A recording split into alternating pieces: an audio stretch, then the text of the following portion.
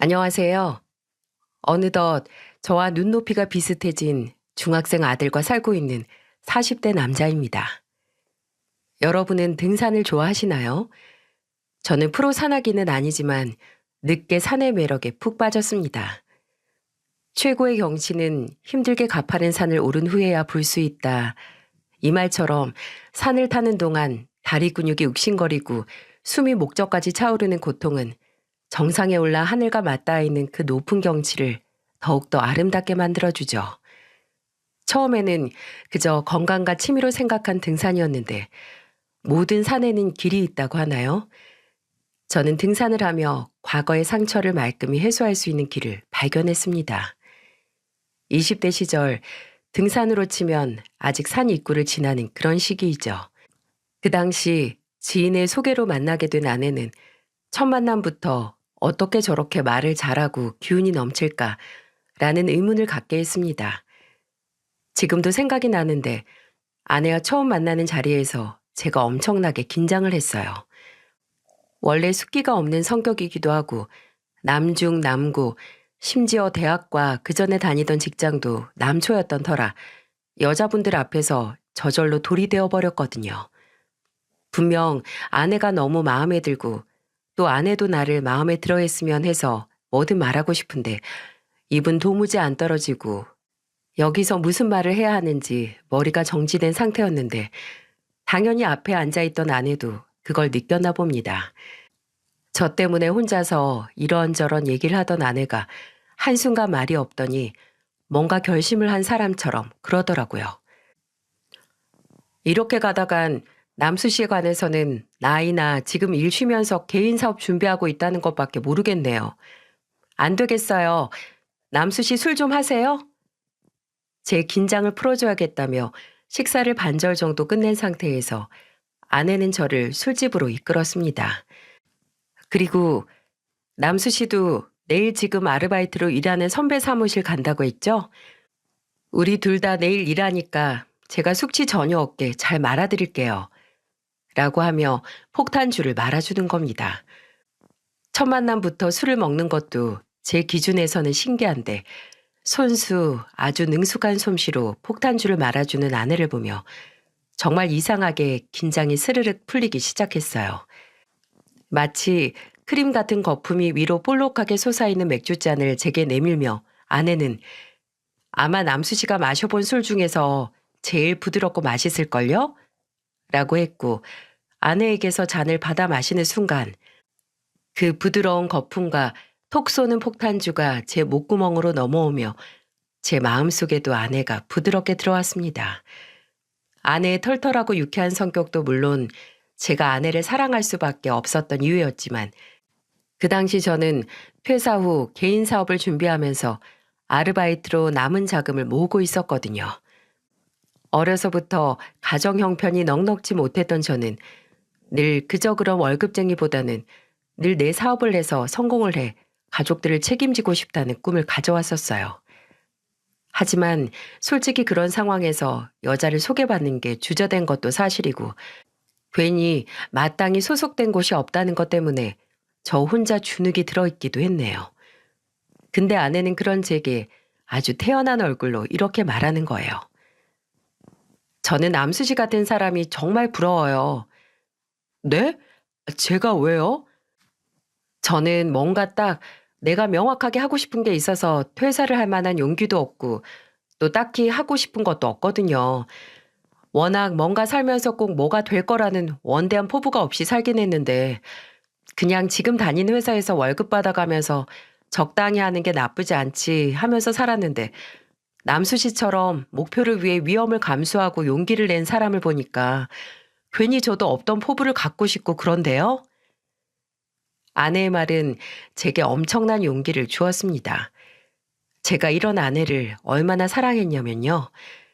지금 말하기는 여러모로 부끄럽지만 아내와 연애를 하고 반년 뒤에 준비하던 사업을 접고 다른 회사에 취직을 했고요. 제가 사업 자금으로 모아온 돈으로 아내와의 결혼을 준비할 정도로 아내를 무척 사랑했어요. 내 꿈보다 이 여자와 가정을 꾸려 사는 게 내게 더 필요한 목표라고 생각을 했거든요. 저희는 그렇게 2년의 연애를 했고 제가 20대 후반일 때 결혼을 했습니다. 그리고 결혼 1년 후 아내가 임신을 했고 10달 뒤 제 눈을 닮고 아내의 입을 닮은 아들을 낳게 됐죠. 아내와의 결혼 생활은 길지만 그래도 가파르지 않고 완반한 산을 오르는 것과 같았습니다. 종종 만개한 꽃과 시원한 계곡을 볼 수 있는 그런 산 말이죠. 저희는 손을 잡고 천천히 언덕을 올랐고 한 번은 제가 먼저 올라가 아내를 이끌어주고 아내는 또 저를 뒤에서 밀어주며 서로 의지하고 보살펴주는 그런 생활이었죠. 그때는 몰랐습니다. 제 손을 잡고 있던 아내가 아주 천천히 저를 절벽 끝으로 데리고 가고 있을 줄은 말이죠. 처음 뭔가 잘못돼 가고 있다라고 느꼈을 때는 아들이 7살이었을 때였어요. 하루는 주말에 아내가 처가에 간다고 하더라고요. 장모님과 장인어른은 수원에서 큰 감자탕집을 운영하시는데 갑자기 직원이 그 주부터 안 나가겠다고 해서 장모님께 연락이 왔다고 주말에 와서 도와주러 가야겠다고 하더군요.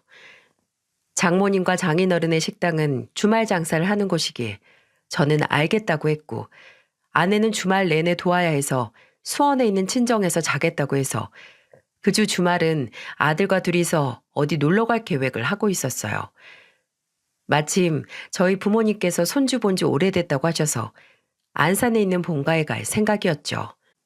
근데 아들이 친할머니, 친할아버지를 봤으니 이제 외할머니, 외할아버지를 보고 싶다고 해서 그럼 저녁에는 처가 식당에 가서 밥 먹고 식당 일도 좀 거들고 올까 해서 오후 4시 정도에 아내에게 전화를 걸었어요. 안 받더라고요. 아, 벌써 많이 바쁜가 보다 싶어서 얼른 가서 나도 일해야겠다 싶었고 아들과 함께 장모님의 감자탕 집으로 향했는데 주말이만큼 사람이 꽉 찬 식당 안에 아내는 보이지 않고 처남이 앞치마를 두른 채 있더라고요. 어? 매영, 어쩐 일이세요? 민호도 왔네? 아, 처남도 와 있었어? 아우, 생각보다 더 바쁜가 보다. 직원 한 명 그만뒀다고 하지 않았어? 맞는데 어떻게 하셨어요? 아, 주선이한테 들었지. 그래서 주선이도 주말 내내 식당 일 돕는다고 했는데 나 부모님 댁에 민호랑 갔다가 뭐 도울 거 없나 싶어서 들렀지. 근데 주선이는 누나요? 누나 안 왔는데? 순간 이게 뭐지 싶더라고요. 분명 아내가 말한 대로 식당에 일손이 부족한 건 맞는데 아내는 없다니. 처남 말로는 부모님이 누나한테 식당 일을 도와달라고 먼저 부탁한 건 맞는데 누나가 거절을 해서 본인이 와서 일을 하고 있다는 겁니다. 아내가 제게 거짓말을 한 거죠. 아니, 그냥 거짓말이 아니라 외박을 하기 위한 거짓말이었던 겁니다. 그날 무슨 생각으로 집에 왔는지 모르겠습니다. 아무것도 모르는 어린 아들을 옆에 태우고 머리가 터질 것 같았고 집에 도착해서 아직도 전화가 없는 아내에게 문자를 하나 남겼어요. 아까 장모님 감자탕 집에 들렀다고 말이죠. 다음 날 낮 1시가 되자 아내가 쭈뼛거리며 집에 들어오더라고요. 제가 왜 거짓말을 한 거냐, 어디서 누굴 만났길래 그런 거짓말을 한 거냐고 물었습니다. 그랬더니 아내는 제게 미안해서 거짓말을 했다더군요. 지훈이네 삼촌이 경기도에서 펜션을 하시는데 애들이 다 같이 모여서 가기로 했거든. 근데 나는 친구들 만나서 펜션에서 놀고 당신은 집에서 민호 보라고 하면 너무 미안하잖아. 그래도 내가 엄마 식당 가서 일한다고 하면 당신 기분이 덜 나쁠 것 같아서. 그래서 그랬어. 미안해, 여보. 아내는 정말 친구들을 만나 논 거라며 제가 원한다면 그날 모인 6명에게 모두 전화를 해서 증명하겠다고까지 했습니다. 또 펜션에서 친구들과 찍은 사진도 보여줬는데 사진 속 인물들은 모두 여자 친구들이었고요. 울먹이면서까지 미안하다고 하는 아내에게 저는 알겠다고 앞으로는 절대 선이라도 거짓말을 하지 말라고 했습니다. 오히려 거짓말인 걸 알았을 때 기분이 몇 배는 더 안 좋다고 말이죠. 그때는 내가 생각했던 최악의 상황은 아니라서 다행이라는 생각만 들었습니다. 저도 지금 이야기를 들은 여러분처럼 그때 혹시 아내가 거짓말을 한 게 불륜 때문은 아닌지 의심을 하기도 했거든요. 아마 어떻게 뻔히 눈에 보이는 증거를 보고 넘어갈 수 있냐고 답답해 하시는 분들도 계시겠지만 그때는 나와 함께 아이를 낳고 8년을 산 아내에 대한 믿음이 있었어요. 근데 그 믿음은 얼마 안 가 와장창 깨져버렸죠. 아들이 초등학교에 입학하고 나서 저는 모른 척 할 수 없는 증거를 마주하고야 말았습니다. 아내 회사는 원래 회식이 많았어요. 첫 만남부터 제게 폭탄주를 만들어 준 것만 봐도 당시 회사에서 막내나 다름없던 아내가 회식 자리에서 그런 기술을 연마할 정도로 회식 횟수가 많았던 거였죠.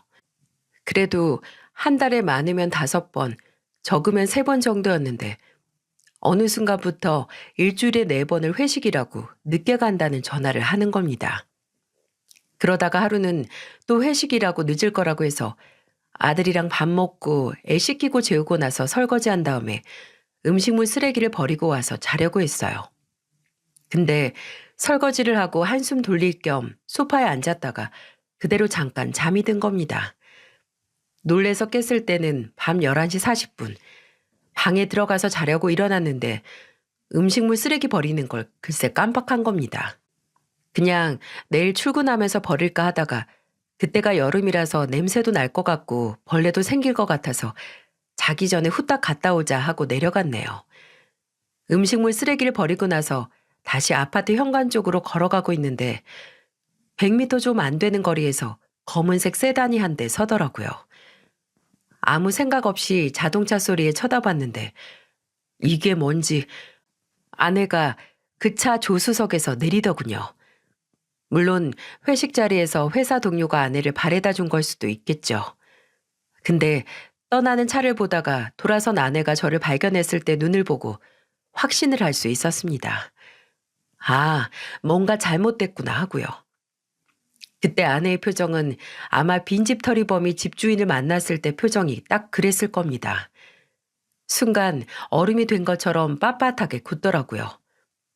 저는 고민을 했습니다. 여기서 지금 내린 차 주인에 대해 추궁을 할 건지 아니면 조용히 더 확실한 증거를 찾아야 할지 말이죠. 저는 아내를 잘 알았죠. 말 잘하고 능청스러워서 웬만한 거짓말에는 안색 하나 안 바뀌는 사람이라는 걸. 아마 그 자리에서 당장 저 사람이 누구냐고 술 냄새 하나 안 나는데 회식 갔다 온 거 맞냐고 했으면 아내는 입을 꾹 다물고 제가 증거를 찾지 못하게 더 치밀하게 조치를 취했을 거예요. 그래서 당장 아내의 먼지를 탈탈 털기 전에 태연하게 말했어요. 회사 동료가 데려다 줬나 봐?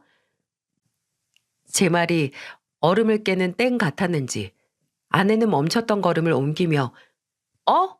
아, 뭐 그렇지 라고 대답을 했습니다. 그리고 먼저 오늘은 술을 얼마 안 마셨다. 본인을 데려다 준 차의 주인은 원래 회식을 해도 술은 안 마신다는 괜한 말까지 집에 올라가는 내내 주저리 하더라고요. 그때 저는 아내가 좀 처절하게 느껴졌습니다. 본인이 저지른 짓을 들키지 않기 위해 몸부림치는 것 같았어요.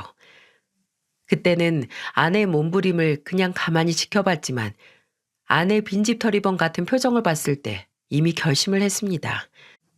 아내 뒷조사를 해서라도 무슨 짓거리를 하고 다니는지 알아야겠다고 말이죠. 저는 이번 생에 다름 아닌 흥신소에 연락을 하게 될 줄은 몰랐습니다. 흥신소라뇨.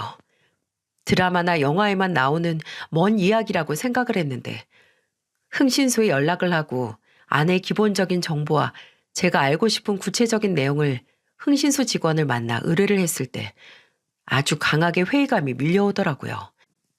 흥신소 직원은 빠르면 3주 내지 늦어도 한 달 안에는 원하는 정보를 알아오겠다고 했고 저는 몸에 사리가 나오는 마음으로 연락을 기다렸습니다. 일을 벌리긴 했지만 저는 제발 제가 착각을 한 거였으면 했어요. 저도 저지만 우리 민호, 내 아들이 엄마가 아빠와 자식을 배신한 사람이라는 걸 나중에 커서 알게 된다면 너무 비참할 테니까 말입니다. 제발 아니어라. 제발 나 혼자 의심한 거였으면 좋겠다고 하루하루 피가 말라가는데 아예 흥신소에는 연락을 하지 않았어도 됐었더라고요. 회사에서 오후 업무를 하고 있었는데 전화가 오더군요. 아들이 방과 후 수업을 듣는 반의 선생님이었습니다. 그 당시 저도 아내도 맞벌이라서 학교 방과 후 수업을 이용했는데 저보다 퇴근이 빠른 아내가 늘 퇴근 후 아들을 데리러 갔었거든요. 아내가 사정이 생기면 제가 회사에서 잠시 나와 애를 데리고 저와 가깝게 살던 저희 누나 집에 데려다 준 뒤 다시 회사로 복귀를 하곤 했고요. 근데 그날 아들 비상 연락망에 있는 제게 전화를 한 선생님은 제 머리가 깨질 것 같은 말을 했습니다. 아들을 데리러 왔어야 했던 아내가 데리러 오지도 않고 아예 전화도 받지 않아서 제게 전화를 했다고요. 원래 늦으면 늦거나 회식 같은 날이면 제게 먼저 연락을 주던 아내였는데 그날은 아내에게 연락받은 게 하나도 없었거든요. 그래서 선생님께 죄송하다고 하고 제가 금방 가겠다고 하며 아마 아내가 회사 일이 너무 바빠서 제게 말을 안 한 것 같다고 말했는데 선생님은 의아한 목소리로 제게 이런 말을 했습니다. 어? 민호 어머님 회사 그만둔 거 아니세요? 네? 아니요. 지금도 다니고 있는데요. 오늘 아침에도 출근했고. 아, 제가 민호 아버님께 전화드리기 전에 어머님 회사로도 전화를 했거든요. 비상 연락망에 어머님 회사 번호도 있어서요. 근데 원래 그 번호로 하면 어머님 직통 전화라서 어머님께서 받으셨는데 오늘은 다른 분이 받으시더라고요. 그래서 어머님 성함을 말씀드리니까 열흘 전에 그만두셨다고. 이때 진지하게 뭐지? 몰래카메라 하는 건가? 라는 생각을 했습니다. 그렇잖아요. 들리는 말마다 말도 안 되는 말뿐인데 말이죠. 일단 그때는 오지 않는 엄마를 기다리고 있는 아들을 데리러 가는 게 우선이었기에 전화를 끊고 아이 학교를 향했습니다. 가는 내내 아내에게 전화를 걸었는데 무슨 일인지 휴대폰은 아예 꺼져 있었죠. 아들을 데리고 와서 일단 누나 집에 맡긴 뒤에 다시 회사로 왔는데 그때까지도 아내의 휴대폰은 꺼져 있었고요. 아내가 연락이 안 돼서 장모님 장인어른 처남 그리고 제가 아는 아내 친구들에게까지 다 연락을 해봤지만 아내 행방을 아는 사람은 없었고 제가 퇴근 후 아들을 데리고 집에 가고 나서야 아내에게 문자 하나가 딸랑 날아왔습니다. 거의 30줄은 넘어 보이는 그 문자 내용은 첫 문장이 이렇게 시작을 했어요. 당신이나 민호 얼굴 보면 차마 내가 말을 못할 것 같아서 문자로 대신할게. 많이 놀랐지. 나도 이렇게 하고 싶진 않았는데 이게 내가 사는 유일한 방법이라고 생각했어. 민호 아빠, 우리 이혼하자. 나 당신하고는 도저히 내 미래가 안 보여. 이렇게 매일 회사 집 다니면서 집에서는 애하고 당신만 바라보는 인생 지겹고 더 이상 이렇게 내 인생 낭비하고 싶지 않아. 그리고 앞으로 나 그렇게 살게 안 해주겠다는 사람 만났어. 나 그 사람하고 새 출발하고 싶어, 민호 아빠. 그러니까 우리 이혼하자. 나 좀 놔줘. 누가 들으면 뭐 묶어놨던 거야? 라고 생각했겠네요. 그리고 그 긴 글들 중 8개월 전 술자리 모임에서 진짜 본인의 짝을 찾았다라는 문장을 읽었을 때 주저앉고 싶었습니다. 저는 몇 날 며칠 흥신소의 연락을 기다리며 아닐 거라고, 제발 아닐 거라고 했는데 아내는 그 남자 때문에 저와 이혼까지 생각을 하고 있었네요. 근데 아내와 연락이 두절된 후에 그 와중에 흥신소에서 연락이 왔어요. 이미 알고 있듯이 아내는 바람이 나 있었고 그 상대방이라는 상간남은 미혼의 아내와 동갑이었어요. 두 사람이 가장 많이 가는 곳은 강남의 한 나이트. 짐승보다 못한 둘의 애정 행각이 장소 불문한 상태에서 찍힌 사진을 보고 그저 참담한 심정이었죠. 어떻게 이럴 수 있나.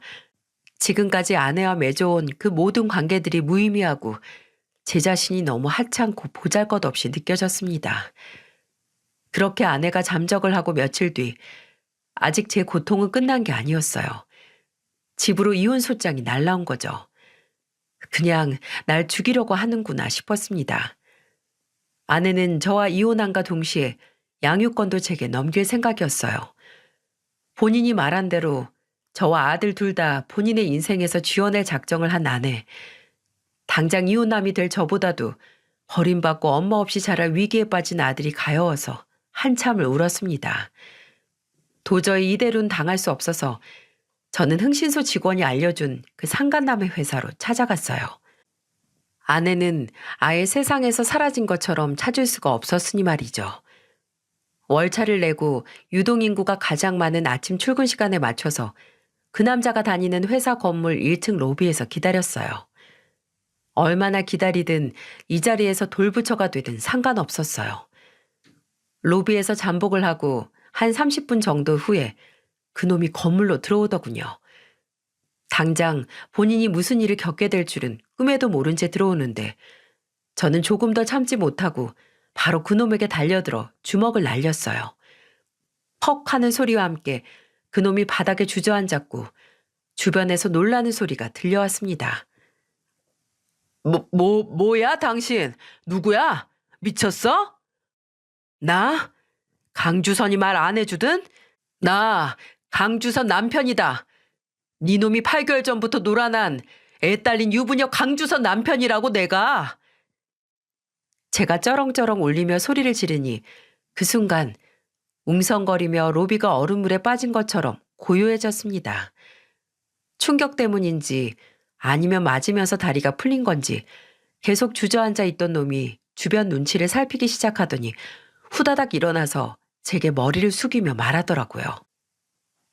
선생님, 일단 여기서 나가서 제가 설명드리겠습니다. 그러니까 밖으로. 왜? 불륜하던 여자 남편이 찾아오니까 쫄리냐? 쪽팔려? 이런 일 예상도 안 하고 초등학교 다니는 애 딸린 유부녀를 만나? 야, 이 자식아. 너는 결혼이 장난이고 가족이 장난이야? 죄송합니다, 선생님. 저도 처음부터 주선이 걔가 결혼하고 애까지 있는 거 몰랐어요. 그러니까 오늘은 제발. 말도 안 되는 변명하지 마라, 이 자식아. 처음에는 몰랐다 쳐도 그 뒤에 알게 됐을 때도 그만 안 뒀으면서 입에 발린 소리 짓거리지 마. 다 됐고 네 집에 바람나서 도망친 강주선이 있으면 전해. 합의 이혼은 꿈도 꾸지 말고 소송으로 먼지까지 탈탈 털어주겠다고. 그리고 너도 남의 가정 파탄낸 죄값 돈으로 치르게 해줄 테니까 모가지 닫고 기다려. 알겠냐? 이 더러운 놈아? 사람 하나 바보 천치 아주 등신 만드는 거 참 쉽죠. 저는 그 등신에게 당해보라는 마음으로 아내와 그놈을 상대로 각각 이혼 소송과 상간남 소송을 시작했어요. 법정에서 잠적해 있던 아내를 몇 달 만에 만났을 때 기분은 아직도 잊을 수가 없어요. 아주 그동안 상간남 집에서 잘 먹고 잘 살았는지 살까지 쪄서 피부에 광이 도는데 그 상태로 제 눈을 쳐다도 못 보는 걸 보면서 정말 저 여자가 내가 사랑했던 그 여자가 맞는지, 어쩌면 결혼 생활 중 누가 진짜 아내와 저 여자를 바꿔치기 한 건 아닌가 하는 말도 안 되는 생각도 들었습니다. 불행 중 다행을 여기서 써도 되는지 모르겠지만 탄탄한 외도 증거물에 법원은 제게 손을 들어줬고 아내와 상간남은 제게 위자료를 지급하라는 선고가 떨어졌어요. 동시에 아내는 재산 분할에 대해 주장한 일정 권리를 인정받지 못했고 양육권을 포기하면서 매달 제게 양육비를 지급해야 한다는 지급 명령도 받게 됐어요. 그렇게 저는 이혼을 하게 됐습니다. 사실 이혼은 문제도 아니었어요. 이미 전 아내가 저와 아들을 떠나 잠적을 했을 때 전 아내에 대한 제 마음도 완전히 바닥을 드러냈고 아무런 미련이 없었거든요. 문제는 이혼 후 아들에게 있었습니다. 아직 초등학교 저학년인 아들에게 엄마라는 사람은 나와 아빠를 버리고 간 사람인 것보다도 그립고 보고 싶고 품에 안기고 싶은 그런 존재였으니까요. 아들은 제가 아내와 이혼을 한 후 저와 단둘이 살게 되면서 매일 밤마다 울었어요.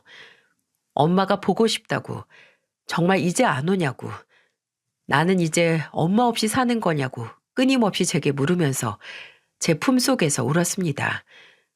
그럼 저는 그런 아들의 등을 살살 쓰다듬으면서 괜찮다고, 아빠가 있으니까 괜찮다고 하면서 아들이 울다가 지쳐 잠드는 걸 지켜봤죠. 아들이 잠에 들어 규칙적인 숨을 내뱉으면 이제 저는 아들의 숨소리를 들으면서 날밤을 새며 고민에 빠지게 되는 겁니다. 분명 이혼은 나뿐만 아니라 아들을 위한 결정이었는데 아들이 본인을 원하지도 않는 엄마 아래서 억지로 함께 살면서 자라는 것보다 나 혼자라도 온전히 아들을 사랑해주면서 사는 게 나을 거라고 생각해서 내린 결정이었는데 아들은 매일 밤마다 눈물을 흘리니 저는 제 결정에 대한 근본적인 의심을 하게 됐죠. 그래서 평일에는 거의 하루에 3시간도 못 자는 생활을 했습니다. 주말에 몰아서 쉬면 되지 않느냐고 하는 사람도 있겠지만 주말은 제가 아들에게 아빠만 있어도 괜찮다는 걸 증명하는 날이었어요. 엄마 없이 아빠와 단둘이 살아도 행복하고 즐겁다는 걸 아들에게 알려주고 싶었고 또 아들이 저와 전 아내의 이혼에 대한 우울한 마음을 잊었으면 좋겠어서 주말이면 아들을 데리고 여기저기 놀러 나가기 바빴네요. 그렇게 꼭 2달을 살다가 회사에서 과로로 쓰러졌죠. 분명 회의실에 들어가는 것까지는 기억이 나는데 순간 천장과 바닥이 뒤집히더니 눈앞이 깜깜해졌고 다시 눈을 떴을 때는 응급실 천장과 함께 누나가 보였습니다. 병원에서 보호자로 누나에게 연락을 했나 보더라고요. 누나는 한참 몸 관리를 어떻게 한 건데 픽픽 쓰러지냐, 그전보다 살도 빠진 것 같다고, 이혼한 거 티내냐고 하면서 한 차례 잔소리를 퍼부었어요. 제가 누나 잔소리를 들으며 그냥 힘없이 웃고만 있으니 누나가 그러더군요.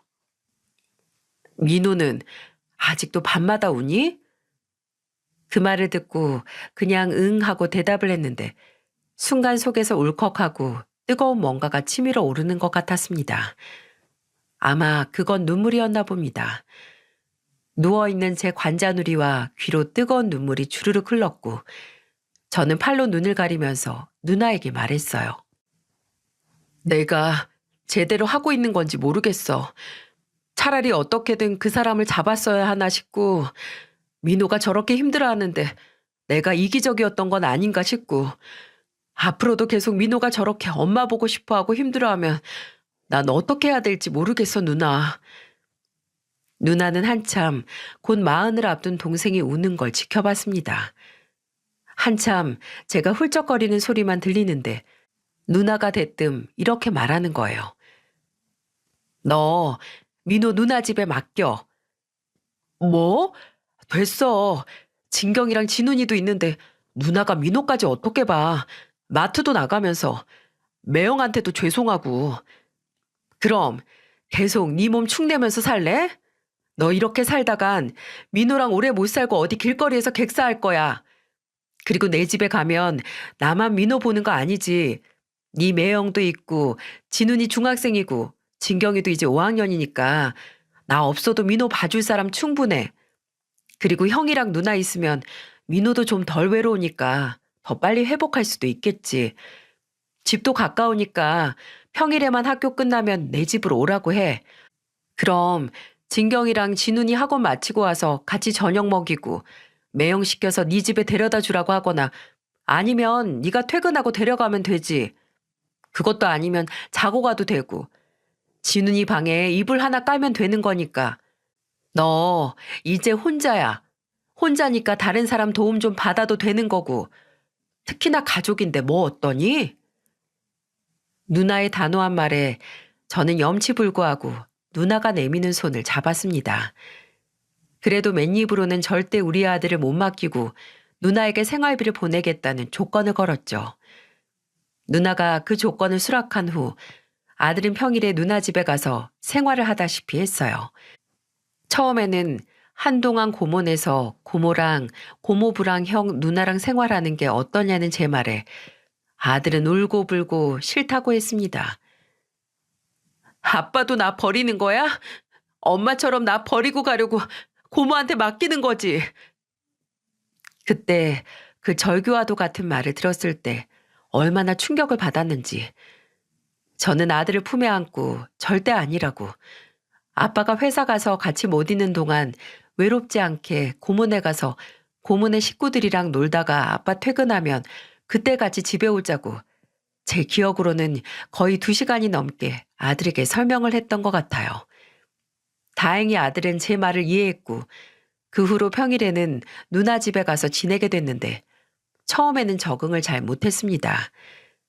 제가 저녁에 데리러 가면 기다렸다는 듯 달려와서 제 허리에 매달렸죠. 근데 매일 누나 집에 아들을 데리러 갈수록 아들의 표정이 점점 밝아지는 걸 제 눈으로 확인을 할 수 있었어요. 민호야, 아빠 왔어. 민호야, 외삼촌한테 오늘 본 시험지 보여드려. 누나가 아까 점수 옆에 별이랑 꽃이랑 그려줬잖아. 아빠, 이것 봐. 나 학교에서 시험 90점 맞았는데 누나가 잘했다고 이렇게 꾸며줬어. 조카들이 워낙 아들을 잘 챙겨줬고 누나 매형도 마치 다시 어린 자식을 키우는 것처럼 잘 챙겨줘서 아들은 점점 누나 집에서 생활에 적응해 갔습니다. 그리고 1달 정도 지났을 때 제가 데리러 가니까 그러더군요. 아빠, 나 오늘 여기서 자고 가면 안 돼? 형이 탱크 조립하는 거 보여준대. 처음에는 제가 데리러 오는 시간만 오매불만 기다리더니 이젠 아빠도 필요 없고 사촌 형이 조립하는 탱크가 우선이랍니다.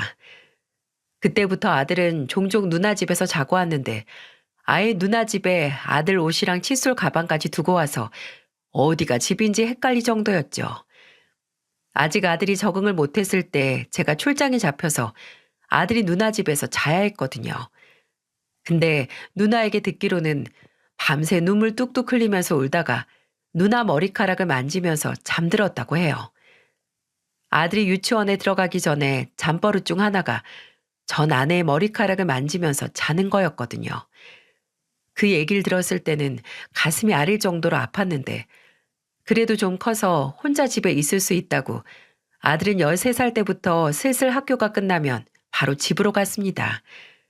그럼 누나가 아들 보고 좀 컸다고 이제 고모 집에도 안 오니? 라고 짓궂게 말했는데 그럼 아들은 억울하다는 듯 아니에요 라고 하면서 본인 마음의 고향은 고모 집이라고 능청스럽게 대꾸를 했습니다.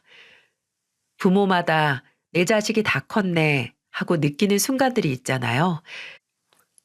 저는 아들이 12살 때 그런 느낌을 받았습니다.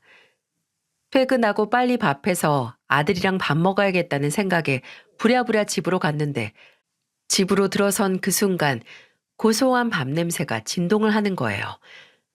알고 보니 집에 혼자 있던 아들이 전기밥솥으로 밥을 했던 거였어요. 제가 어떻게 밥을 했냐고 하니까 고모네 집에 있을 때 형한테 배웠답니다.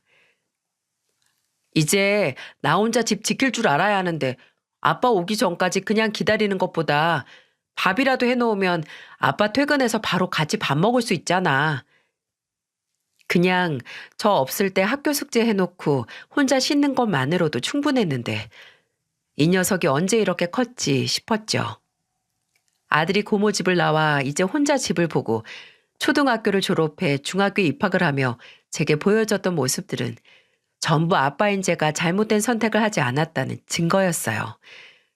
전 아내를 만난 걸 후회하지만 또 그러지 않았다면 아들도 만나지 못했을 거고 또 이혼이 행여 아들에게 나쁜 영향을 주지 않을까 걱정했지만 아들은 정말 어디 내놔도 부끄럽지 않고 자랑스럽게 잘 자랐으니까요.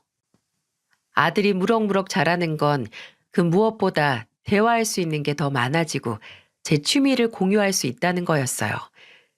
저는 40대에 들어서면서 등산을 시작했는데 종종 제 아들도 데려갔거든요. 그래서 올해 1월에 새해 맞이 겸 한라산에 함께 가기로 했습니다. 개인적으로 겨울 산행이 한라산의 미관을 더욱 즐길 수 있었고 아직 아들과는 가보지 못한 산이었거든요. 그렇게 주말 이른 아침에 산으로 향한 저희 부자는 새해의 기운을 산에서 받기 위해 갔던 곳에서 저와 아들의 가슴에 커다란 구멍을 뚫었던 과거의 악몽을 마주하게 됐어요. 어쩌면 산 초 입구에 들어서면서부터 이상했습니다. 집을 나서던 때와 다르게 산에 도착했을 때는 날씨가 꾸물거렸거든요. 일기예보에서는 눈이나 비는 안 온다고 했지만 산의 날씨는 예상할 수 없었던 터라 아들과 저는 눈이 오기 전에 하산할 목적으로 발걸음을 재촉해 산을 올랐습니다. 헥헥거리면서도 아들과 저는 끊임없이 대화를 했어요. 아들 학교 얘기라거나 친구들 얘기, 아들이 가방에 컵라면 4개 챙겨왔으니까 아빠 먹고 싶은 걸로 골라 먹으라고 하면 저는 보온병엔 어차피 컵라면 2개 정도 분량의 물밖에 없다고 하고 아무리 제가 아들보다 등산을 오래 했어도 젊음 앞에서 경험도 빗바래더라고요. 가다가 지쳐서 아빠 버리고 먼저 가라고 하면 아들은 지금 쉬면 나중에 더 힘들 거라고 하면서 저를 일으켜 뒤에서 등을 밀어주기도 했습니다. 그렇게 한참을 시시콜콜한 이야기도 하고 헥헥거리는 거친 숨소리만 내면서 걷기도 하다가 드디어 저희 부자는 정상에 올랐습니다. 숨도 차고 감동도 벅차올라서 아들과 저는 꼭 껴안고 정상에 오른 기쁨을 나눴죠. 사진도 찍고 제가 아들에게 남들보다 더 높이 올라가라고 하면서 업어주면 아들도 저를 업겠다고 하다가 눈 바닥에 넘어지기도 했고요. 한참을 서로 장난치다가 고지에 다다랐다는 생각에 긴장이 풀려서 배가 고프더라고요. 그래서 아들이 챙겨온 컵라면에 보온병에 든 뜨거운 물을 부어서 컵라면으로 자축을 했습니다. 그렇게 정상 위에서의 만찬을 끝내고 쓰레기를 챙겨서 하산을 하려고 하는데 가방을 다시 둘러매던 아들이 굳은 얼굴로 가만히 한 곳을 뚫어져라 쳐다보는 겁니다. 민호야, 이제 내려가자. 민호야? 제 목소리는 마치 아예 들리지 않는다는 듯 마치 홀린 것 같은 표정이었죠. 아들은 제가 등지고 있는 방향을 보고 있었는데 아까부터 제 뒤에서 크게 깔깔거리는 소리가 들려와서 속으로 웃음소리 되게 크네 라고 생각은 하고 있었거든요. 혹시 시끄러워서 쳐다보나 싶어서 저도 아들이 보고 있던 방향으로 고개를 돌렸는데 저는 아직도 그 순간을 잊을 수 없습니다. 라면 국물이 들어가서 좀 뜨뜻해진 속이 얼음장처럼 차가워지는 기분이었어요. 아들이 굳은 얼굴로 쳐다보던 곳에는 50대로 보이는 남자와 40대로 보이는 여자가 있었는데 둘이 연인인 듯 팔짱을 꼭 끼고 있거나 여자가 포즈를 취하면 남자가 사진을 찍어주고 있었어요. 특히 여자가 남자 옆에 붙어서 연신 깔깔거리는 높은 목소리로 웃고 있었는데 그렇게 웃고 있는 그 여자 절대 잊을 수 없는 얼굴이었어요. 분명 살집이 더 붓고 주름이 생기고 머리 스타일이 바뀌어 있었지만 절대 몰라볼 수가 없는 얼굴이죠. 그 여자는 다름 아닌 7년 전 나와 내 아들을 버리고 간 사람. 네, 바로 제 전 아내였어요. 믿어지시나요? 시간이 멈추는 것 같은 기분이 이거구나 싶더라고요. 순간 이게 꿈인지 현실인지 산이라서 내가 여우한테 홀렸나 싶을 정도로 비현실적인 상황에 굳어 있었는데 그때 옆에 있던 아들이 제 팔을 붙잡으며 말했어요. 아빠, 가자. 그냥 가자. 귀신을 마주한 것처럼 사색이 된 아들이 제게 부탁을 하는데 그 순간 차갑게 식었던 속에서 열이 나는 겁니다. 내 아들이 무슨 잘못이 있다고 저렇게 도망가고 싶어 하는지, 여기서 누가 죄인인데 진짜 죄를 지은 사람은 까르르 웃고 있고 피해자가 자리를 피해야만 하나 하는 마음에 이를 갈았습니다. 저는 제 팔을 붙들고 있던 아들 손을 한번 꽉 잡은 채 바퀴벌레처럼 붙어서 좋아하고 있는 연인들 곁으로 성큼성큼 다가갔어요. 제가 가까이 갔음에도 둘은 저를 그냥 지나가는 등산객이라고 생각했는지 보지 않았고 저는 휴대폰으로 사진을 찍고 있던 그 여자, 제 전 아내의 이름을 크게 불렀어요. 야, 강주선! 살짝 메아리가 울릴 정도로 큰 소리에 전 아내는 놀란 표정으로 고개를 돌렸고 이내 아들이 지 엄마를 보고 사색이 됐던 것처럼 하얗게 질린 표정이 돼선 입술을 파르르 떨었어요. 옆에 있던 남자도 저를 보고 있었는데 의아함과 동시에 인상을 쓰며 전 아내보다 먼저 입을 열었죠. 누구시죠? 아, 안녕하세요. 저 주선이랑 오래전부터 아는 사이입니다. 오랜만이다, 강주선. 근데 표정이 왜 그래? 야, 섭섭하다. 오랜만에 만난 사람 얼굴 그렇게 사색이 돼서 볼 필요 있어? 주선아, 정말 아는 사람이야? 아니, 아니야. 난 기억 안 나는데.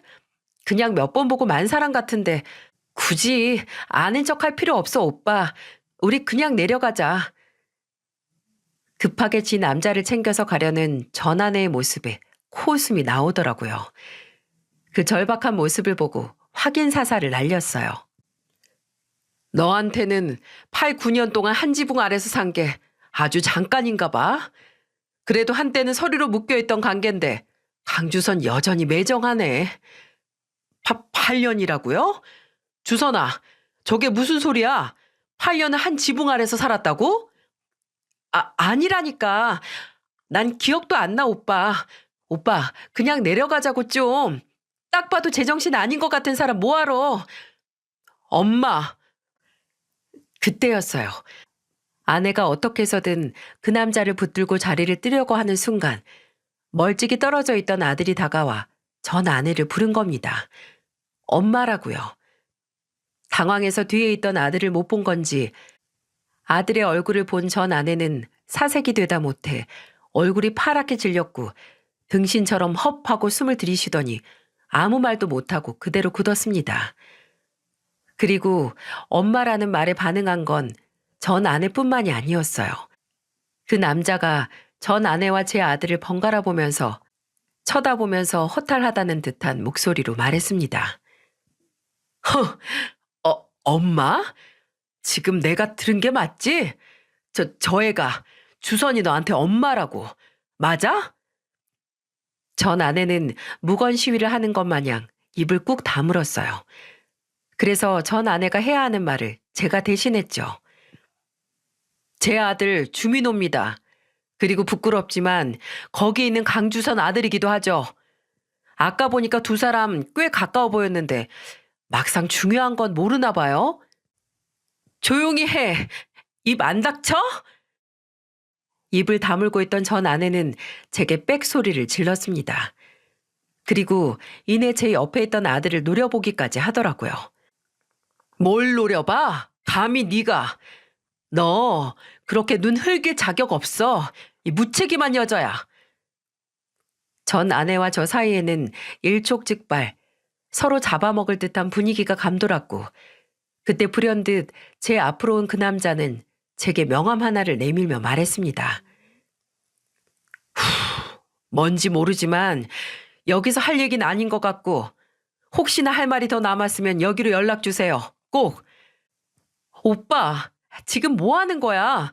명함을 왜 줘, 명함을. 남자가 제게 찔러주는 명함을 보던 전 아내가 경기를 일으키듯 소리를 질렀고 남자는 그런 아내를 흘끗 보더니 혼자서 산을 내려갔습니다. 전 아내는 그런 남자를 부르며 쫓아갔는데 그 전에 저와 아들을 날카롭게 째려보고 갔죠. 마치 잠깐 잠들었다가 꿈을 꾼 기분이었어요. 생각해보면 몇 분 안 되는 상황이었는데 온몸에 힘이 쭉 빠지더라고요. 그날 아들과 저는 산을 내려와 집으로 오면서 별다른 말은 하지 않았어요.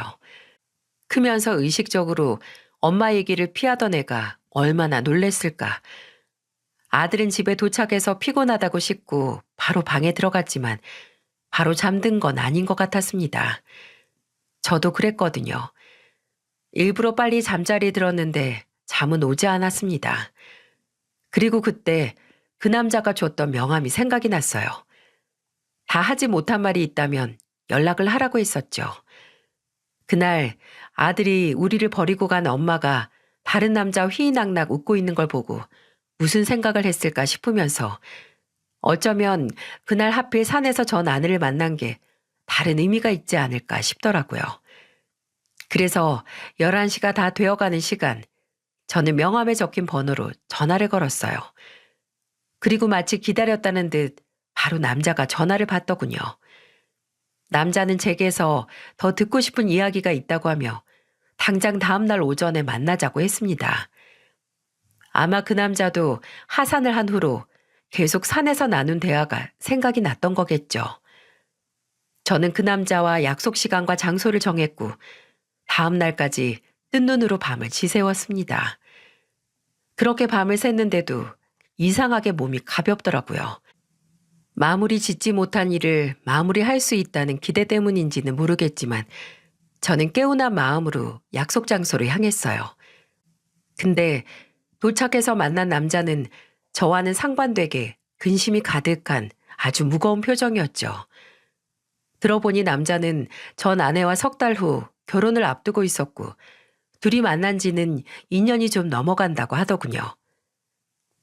그날 산에서 나눈 대화가 전부 사실인가요? 그쪽 아드님이 주선이를 엄마라고 부른 거 사실입니다. 저 20대 중반에 강주선을 만나서 결혼했습니다.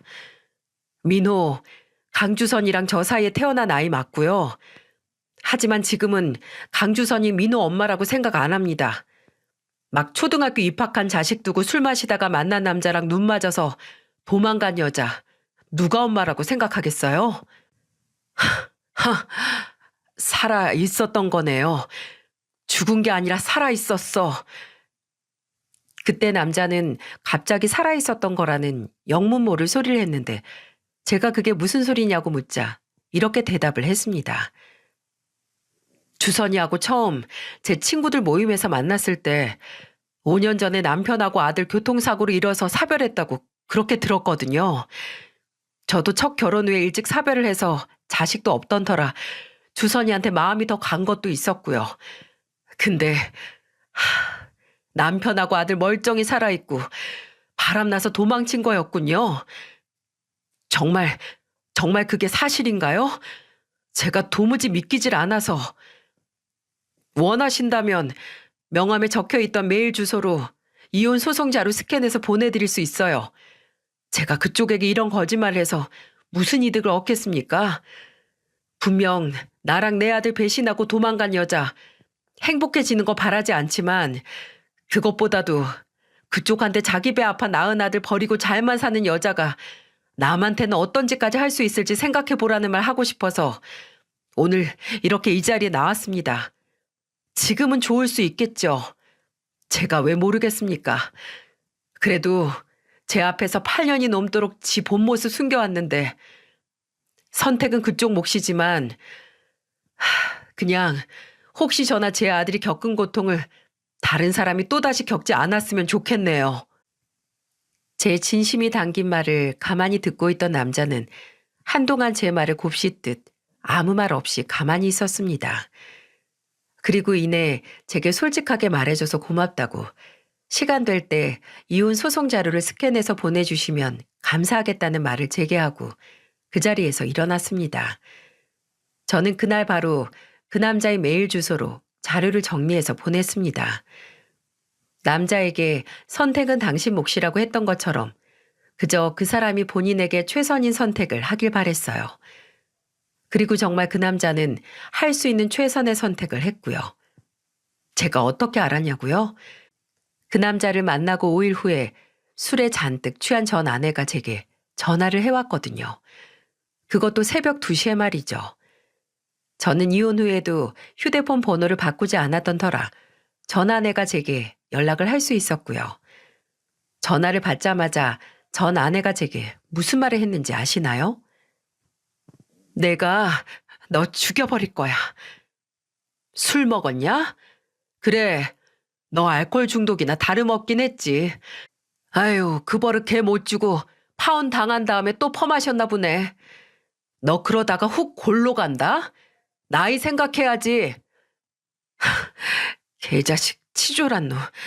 내가 행복한 게 그렇게 배 아프냐? 네가 뭔데 내 앞길을 막아?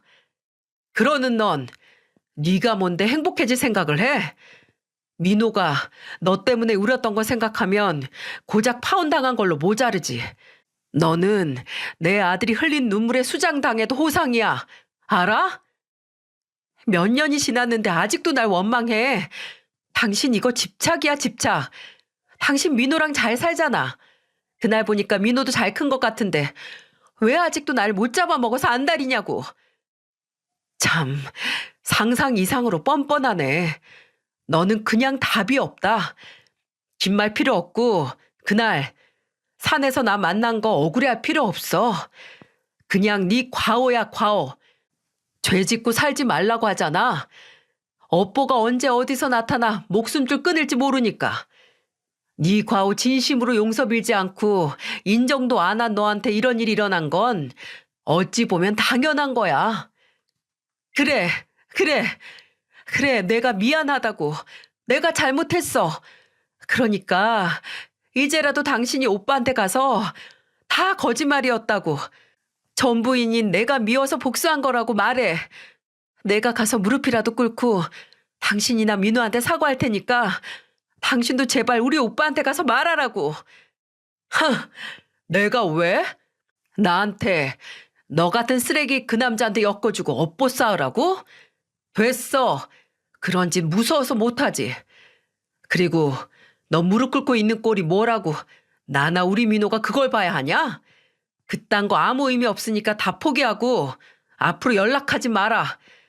너는 나나 민호 인생에 아예 사라져주는 게 네 업보 조금이라도 용서받는 길이니까. 전 아내의 절규와 같은 목소리를 들으며 전화를 끊었고 바로 번호는 차단을 했습니다. 그리고도 한동안 잠이 안 와서 거실로 나와서 물 한 잔 마시고 있는데 아들이 방에서 나오더라고요. 제가 통화하는 소리를 들은 건지 차분한 얼굴로 와서 제 옆에 앉더니 아무 말 안 하고 그냥 있었습니다. 아들은 아무 말도 하지 않았지만 저는 아들이 제게 무슨 말을 하고 싶은지 알 수 있을 것만 같았어요. 이제 더 이상 과거에 발목 붙잡혀 있지 말라고요. 이혼 문제로 본인에게 그만 미안해하고 아빠도 마음의 짐을 버리라고 말해주는 것 같았습니다. 정말 언제 이렇게 잘한 걸까요? 자식들은 정말 어제까지만 해도 뒤돌면 부모만 찾는 철부지였다가도 다음 날이 되면 어느 순간 부모를 걱정하는 든든한 존재가 되는 것 같아요. 그래도 지금은 부디 아들이 천천히 자랐으면 좋겠습니다. 조금 더 천천히 자라서 늦게 어른이 됐으면 해요. 그래야 이 아빠를 더 의지해주고 저도 그런 아들에게 있는 미안한 마음을 더 빨리 털어낼 수 있을 것만 같으니 말이죠. 세상의 모든 부모님과 그리고 그 자식들이 말하지 않아도 서로의 마음을 이해하고 오늘 싸워도 내일은 또다시 웃으면서 서로를 그렇게 안아주는 그런 하루를 보내길 바라는 마음으로 사연을 마무리하도록 하겠습니다. 긴 사연 끝까지 들어주셔서 감사합니다.